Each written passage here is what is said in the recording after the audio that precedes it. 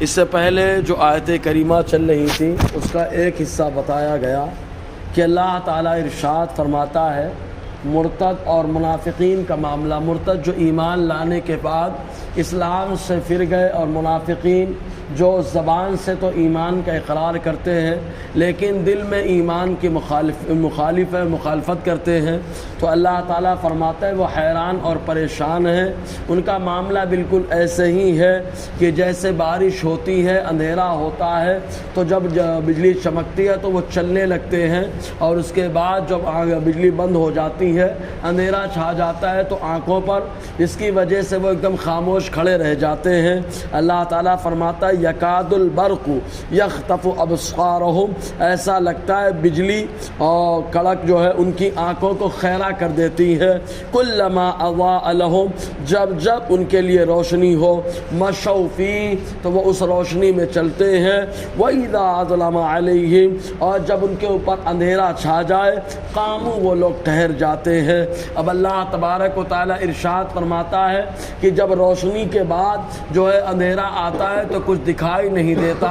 یہ اللہ تبارک و تعالیٰ نمونے کے طور پر مثال بیان فرماتا ہے، ورنہ رب کی شان یہ ہے کہ جیسے اس نے آنکھ کی روشنی دے دی کہ انسان کو مٹی سے بنا دیا، اسی مٹی کے اندر اللہ تبارک و تعالیٰ نے دیکھنے کی صلاحیت عطا فرمائی، اسی مٹی کے اندر اللہ تعالیٰ نے سننے کی طاقت و قوت عطا فرمائی۔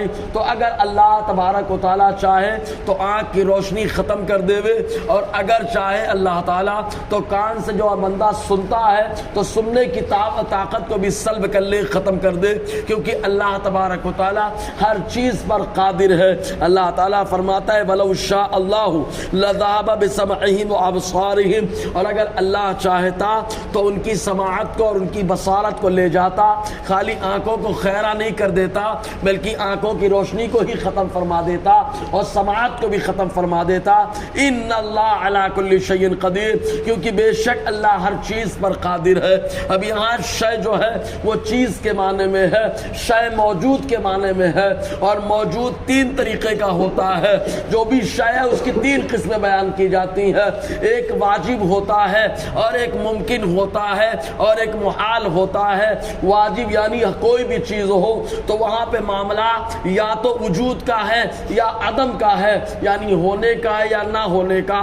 تو واجب وہ ہوتا ہے جو ہر حال میں رہے، جیسے اللہ تبارک و تعالیٰ جو واجب ہے، ہمیشہ اللہ تبارک و تعالیٰ کے لیے وجود ضروری ہے، وہ ہمیشہ سے ہمیشہ رہے گا۔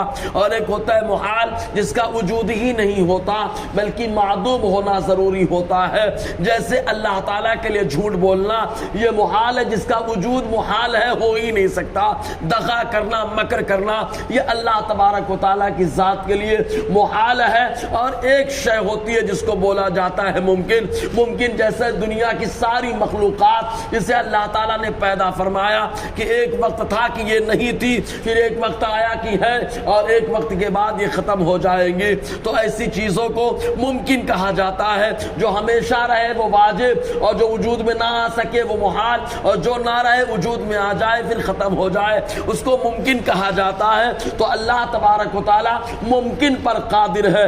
ان اللہ علی کل شیء قدیر، بے شک اللہ تعالیٰ شے ممکن پر قادر ہے، اس لیے کہ واجب پہ قادر ہونے کا مطلب دوسرا خدا پیدا کرنا ہے، اور دوسرا خدا ہو نہیں سکتا، کیونکہ اللہ تبارک و تعالیٰ واحد لا شریک ہے، کوئی اور دوسرا لائق عبادت نہیں ہے۔ اور محال جیسے جھوٹ بولنا، دغا کرنا، یہ تمام باتیں بھی رب کی بارگاہ میں محال ہے۔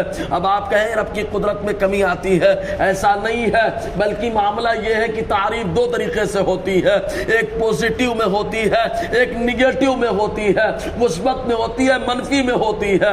مثبت میں یہ کہ اللہ تعالیٰ کے لیے جو اس کی خوبیاں، اس کے اوصاف ہیں، ان کا ذکر کرنا، یہ مثبت میں تعریف کرنا ہوتا ہے۔ اور منفی میں یہ کہ اللہ تبارک و تعالیٰ نقائص اور خامیوں سے پاک اور صاف ہے، تو نقائص سے پاک اور صاف ہونا یہ خامی نہیں ہے بلکہ یہ تو خوبی پیدا کرنا ہے۔ تو اللہ تبارک و تعالیٰ بے شک ہر ممکن شے پر قادر ہے انشاءاللہ۔ اور آگے گفتگو رہے گی۔ اللہ تعالیٰ ہم سب کو فیضان قرآن، برکات قرآن سے مالا مال فرمائے۔